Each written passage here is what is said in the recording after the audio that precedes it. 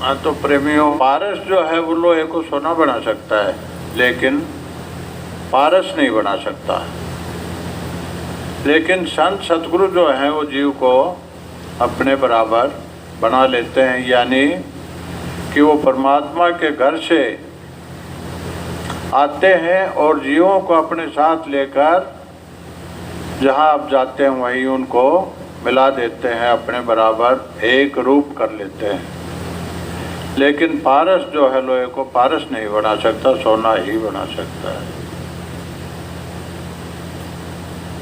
जिसके पास पड़ा हो पारस, सोने चांदी का क्या करना, और जब चाहे तब सोना है तो खजाने भर के क्या करना। संगति। अब सबसे पहले उदाहरण दिया कीट का, कि घिसे पेट फिरे धरनी पर, कर्म कीट का भारा, लेकर संग बिरंग अपने वो कर दिया शब्द गुंजारा। कि भृंग जानवर होता है जो दीवारों के ऊपर देखो मिट्टी का घरौंदा बनाता है, जिसको बिरड़ कह देते हैं। वो मरे हुए कीट को उसके अंदर बंद करके और उसको शब्द सुनाता है, और उस शब्द की गुंजार के द्वारा उसको जीवित कर लेता है और अपना ही रूप दे देता है, उसको अपने जैसा ही बना देता है। दूसरा उदाहरण चंदन का दिया कि वृक्षा एक हो गया भूमि पर, जंगल शुद्ध रहा सारा, प्रथम महक सुगंध दिया हुआ चंदन होगा सारा। कि जंगल के अंदर अगर एक चंदन का वृक्ष भी हो तो उसके आसपास जितने भी पेड़ होंगे उन सब के अंदर चंदन की खुशबू हो जाएगी। साथ संगत सुखदारा, जो कोई नाम लेवे नित निर्भय, कि निर्भय होकर नित नियम से जो नाम ले तो वो भवसागर से पार हो जाए। फिर उदाहरण दिया लोहे का, कि लोहा अगर लोहार के पास चला जाए तो वो क्या बनाता है, उसको पहले तो तपाता है, फिर कूट पीट कर उसका कसी कुल्हाड़ा बनाता है, और वो क्या करता है, काटने का काम। अग्नि के अंदर तपाया कुटा पीटा और लेकिन फिर भी काम करता है काटने का। और वही लोहा अगर पारस के संपर्क में आ जाता है तो सोना बन जाता है, और राजा महाराजाओं के सिर के ऊपर ताज के रूप में सुशोभित होता है। लोहा वही है। फिर आसोज मास शुक्ल पक्ष में जो बरसात होती है वो अमृत बरसता है। वो बूंद एक ही है, लेकिन जैसी जैसी संगत में वो जाती है वैसा ही रूप धारण कर लेती है। कि कदली शीप भुजंग मुख स्वाति एक गुण तीन, जैसी संगत बैठिए तैसो ही फल तीन। कि वो बूंद अगर केले पर पड़ती है तो कपूर बन जाती है, वही बूंद सांप के फण पर गिरती है तो जहर बन जाती है, और वही बूंद अगर शीप के अंदर गिर जाती है तो मोती बन जाती है। बूंद वही है, लेकिन संगत का प्रभाव है। तो बार बार सत्संग में आने के लिए इसीलिए कहा जाता है कि सत्संग का प्रभाव है। जैसी संगत बैठोगे उसका असर होगा। अब बरसात देखो, आकाश से बादल बरसता है, अमृत बरसता है, कितना शुद्ध जल है। कि जगजीवन राम मुरारी प्रभु जी संगति शरण तियारी, गली गली को जल बह आयो, सुरसरी जाय समायो, संगत के प्रताप महात्म नाम गंगोदक पायो।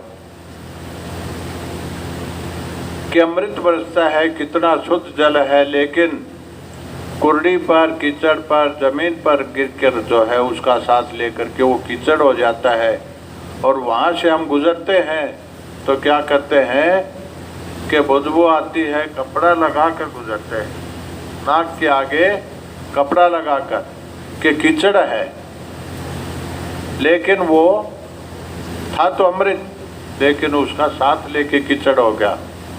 लेकिन जब वही कीचड़ बह के अगर गंगा के अंदर चला जाता है तो उसको कीचड़ कोई नहीं कहता, उसको गंगा जल कहते हैं और उसको लाकर अपने घरों में उसका छिड़काव करते हैं कि पवित्र है, उसमें स्नान करते हैं, जाके कर पाप धोते हैं। क्यों? या तो पाप नहीं धुलते और पाप धुलते हैं तो फिर वो पवित्र नहीं है, गंदा हो गया वो। लेकिन उसको शुद्ध मानकर वही कीचड़ गंगा जल कहलाने लगा कि सुरसरी जाय समायो, संगत के प्रताप महात्म, नाम गंगोदक पायो। तो संगति का इतना प्रभाव है और सत्संग का तो इतना बताया है कि सत्संग की आधी घड़ी, आधी की बुनियाद तुलसी संगत साध की कटे कोट अपराध, कि आधी की भी आधी घड़ी, उसमें भी करोड़ों अपराध कट जाते हैं। एक घड़ी में 22.5 मिनट, आधी में 11:15, और लेकिन आधी की भी आधी बताई है, उसमें भी इतने पाप कट जाते हैं साथ संगत का तो। लेकिन पहचान नहीं होती, भ्रम रह जाता है कि अपने आप को शरीर मानते हैं और गुरु को भी शरीर मानते हैं, शरीर को गुरु मानते हैं, लेकिन देह गुरु की भी नश्वर है और देह शिष्य की भी नश्वर है। दोनों को नष्ट हो जाना है। देह का गुरु, देह का चेला, दोनों नरक में ठेलम ठेला। तो अपने आप को पहचानो कि मैं कौन हूँ और अपने गुरु को जानो और सच्चे दिल से मानो, तो भवसागर से पार हो सकते हो। अपने स्वरूप को पहचानो। नाम की विधि इसलिए है कि उसके सुमरण के द्वारा अपने आप का पता चलेगा कि मैं कौन हूँ, मेरा असली स्वरूप क्या है और मेरा सतगुरु क्या है। लेकिन वो करनी करेंगे तो तब पता चलेगा। इसीलिए जो है नाम की बख्शिश की जाती है। कई प्रेमियों से पूछते हैं कि भाई सत्संग क्यों लिया? बोला जी ले लिया, मेरी भैंस दूध कौन दिया कर दी। बोला भाई इतना क्यों लिया? जो हमारा छोरी ठीक होगी, उसमें बोतनी बढ़ रही थी, नाम ले लिया ना। सत्संग जो है भूत प्रेत रोग दूर करने के लिए नहीं है। शारीरिक रोग जो है डॉक्टर बैठे हैं, दवाई लो उनसे। क्यों? नाम जो है उसका वास्तविक उद्देश्य अपना क्या है कि ये जो भी हम खुली आंखों से देख रहे हैं, संसार की रचना 3 लोक की, ये काल माया का पसारा है। इसके अंदर हम युगों युगों से बंधे हुए हैं।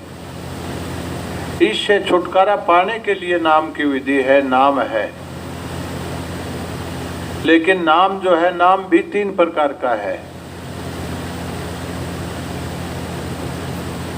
वर्णनात्मक, सर्वनात्मक और गुणात्मक। वर्णनात्मक नाम जिसको हम बोल कर बता सकते हैं, वर्णन कर सकते हैं, लिख सकते हैं। सर्वनात्मक नाम वो है कि है तो धुन, जैसे साजबाज बजता है इसमें से धुन निकलती है। वर्णन तो नहीं कर सकते उसका, लेकिन बाहरी कानों से सुन सकते हैं। ये सर्वनात्मक है। और धुनात्मक शब्द जो है वो वर्णनात्मक नाम के सुमरण के द्वारा उस धुन को प्रकट किया जाता है। उसका शब्दों में वर्णन नहीं कर सकते और ना ही बाहरी कानों से सुन सकते। उसको सुनने वाले कान जो हैं हमारी आत्मा की ताकत, सुरत और नृत्य, वो हैं।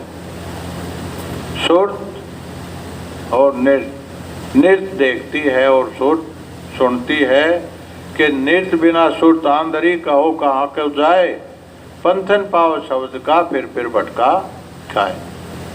तो देखने और सुनने वाली ताकत जो है वो और है। ये ना तो ये आंखें देखती हैं, ना ही ये कान सुनते हैं। वो सुनने वाले कान भी और हैं और देखने वाली आंखें भी और हैं।